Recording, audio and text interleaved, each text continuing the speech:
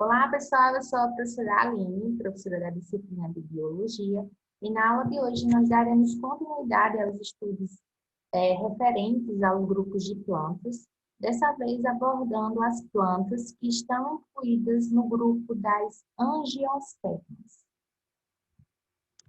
Então, como eu comentei, em aulas passadas nós temos estudado os principais grupos de plantas. Nós já vimos o grupo das briófitas, das pteridófitas, das gimnospermas, e nós encerramos o estudo dessas características gerais desses grupos de plantas, abordando dessa vez as plantas que estão incluídas no grupo das angiospermas. Então, nós veremos algumas características dessas plantas, das angiospermas. As angiospermas, como as demais plantas, elas são seres pluricelulares, ou seja, são formadas por várias células. Além disso, as angiospermas, elas realizam, a grande maioria delas, são seres autotróficos fotossintetizantes.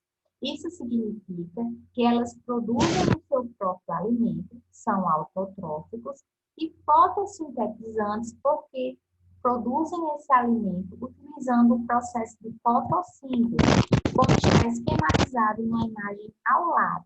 Na fotossíntese, as angiospermas utilizam a energia solar juntamente com o gás carbônico do ambiente e a água presente no solo, para produzir o seu próprio alimento, que é um açúcar chamado de glicose, e além disso, durante esse processo, existe a produção de gás oxigênio, que é utilizado por outros seres vivos, como nós, seres humanos, para respirar, certo? Então, elas são seres autotróficos fotossintetizantes, a maioria delas. Algumas angiospermas, elas não são autotróficas fotossintetizantes. Elas são espécies carnívoras. Isso significa que elas utilizarão alguns pequenos animais como fonte de alimento. Como, por exemplo, essa planta, a apanha-moscas. A apanha-moscas tem folhas modificadas que atrairão pequenas moscas e em seguida essas moscas ficarão presas dentro dessas estruturas, serão então digeridas e utilizadas como fonte de alimento por essa planta. Por isso esse nome popular de apanha-mosca. No caso, essa é uma espécie de planta que é considerada carnívora. Outras plantas são parasitas. Isso quer dizer que vivem a custas de outros seres vivos, de outras plantas. Como esse exemplo aqui dessa planta chamada de erva de passarinho. A erva de passarinho, ela suga a seiva dessa planta que ela está usando como hospedeira.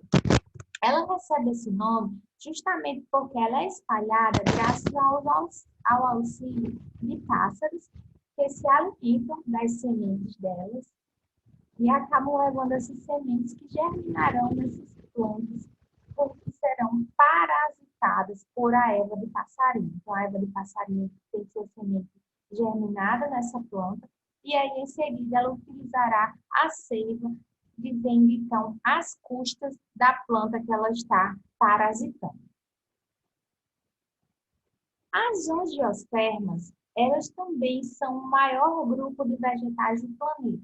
Boa parte das plantas que a gente vê na nossa memória, que a gente conhece, são angiospermas. Então, elas compreendem cerca de 2/3 das espécies de plantas conhecidas. Então, nós temos aqui como um exemplo a bananeira, a macieira e uma infinidade de plantas que estão incluídas no grupo das angiospermas, já que é o grupo maior de vegetais do planeta. Outra característica marcante das angiospermas é que, diferentemente dos outros grupos de plantas que a gente estudou anteriormente, as angiospermas elas apresentam tanto as estruturas de flores como também de frutos. Então, toda planta que vocês veem com flores e frutos são exemplos de angiospermas, pois essa é uma característica exclusiva desse grupo de plantas. Então, aqui nós podemos ver um exemplo, por exemplo, a flor do maracujá, e aqui nós temos o fruto, que é o maracujá. Então, essas plantas que possuem flores e frutos, elas são chamadas de angiospermas. As flores, na verdade, nas angiospermas, são as estruturas reprodutivas delas. Então, nas flores é que são produzidos os gametas masculinos e femininos dessas plantas.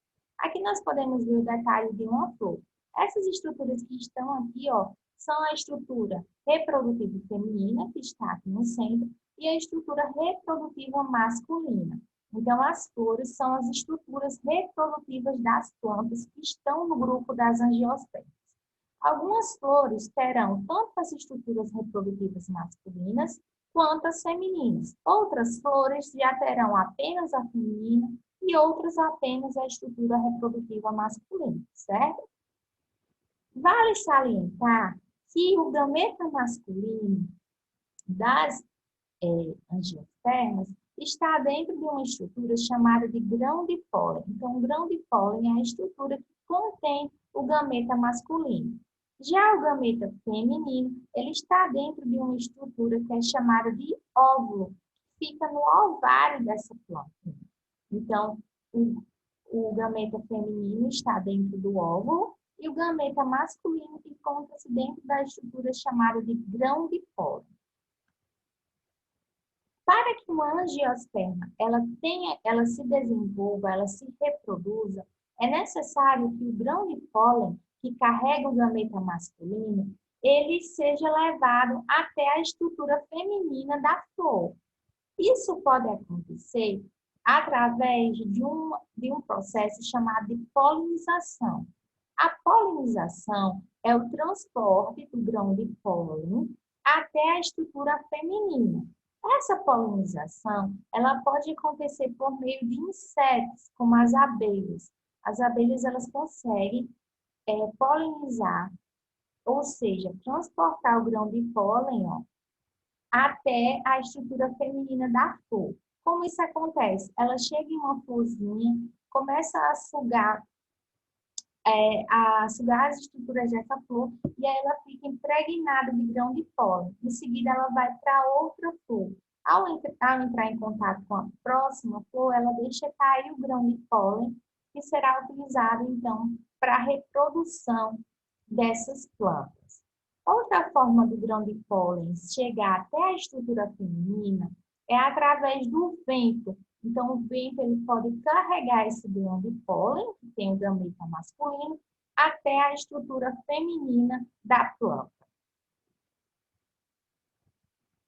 O que vai acontecer quando o gameta feminino encontrar com o gameta masculino? Acontecerá a fecundação e, assim, a formação de um embrião que ficará dentro de uma semente. E o ovário gerará, então, um fruto. Como assim? Vamos ver como é que isso acontece. Aqui, nós temos a nossa macieira. Essa macieira, ela tem a flor, que é a estrutura reprodutiva dela. Nessa flor, observem que aqui nós temos a estrutura reprodutiva feminina. Nós temos o ovário com o óvulo dentro e tem o gameta feminino. Aqui nós temos também a estrutura reprodutiva masculina, onde será produzido o grão de pólen com o gameta masculino dentro. Acontece que esse grão de pólen será levado à estrutura feminina dessa flor.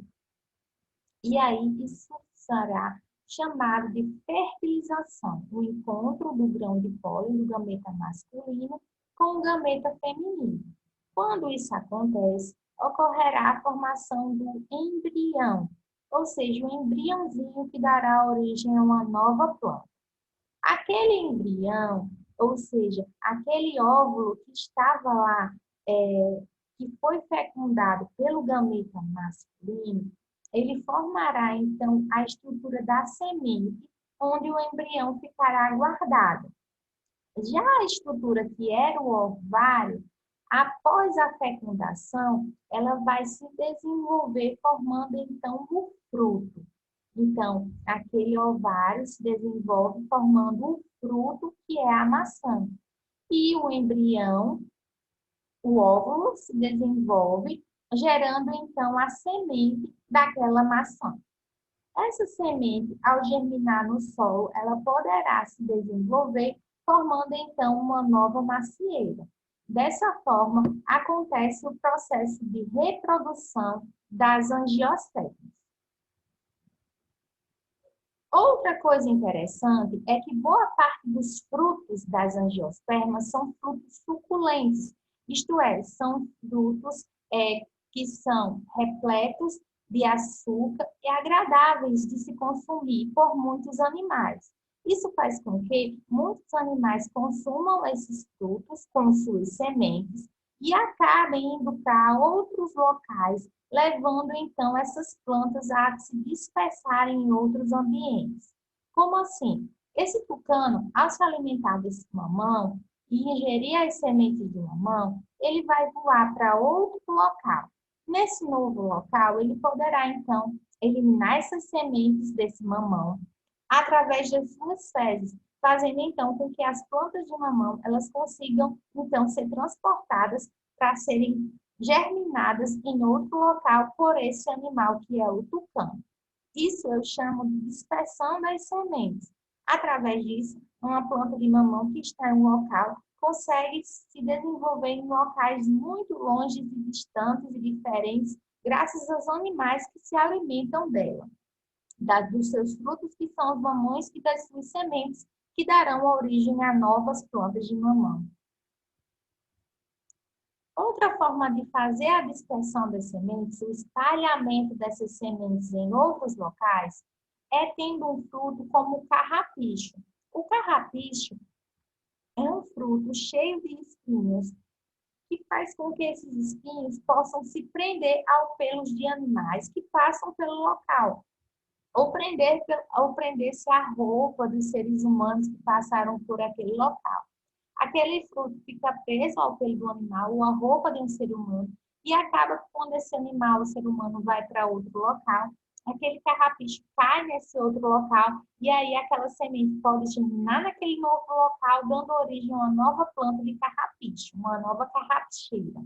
Dessa forma, ela consegue dispersar, ou seja, espalhar suas sementes por outros ambientes, fazendo então com que novas plantas daquela surjam em novos ambientes.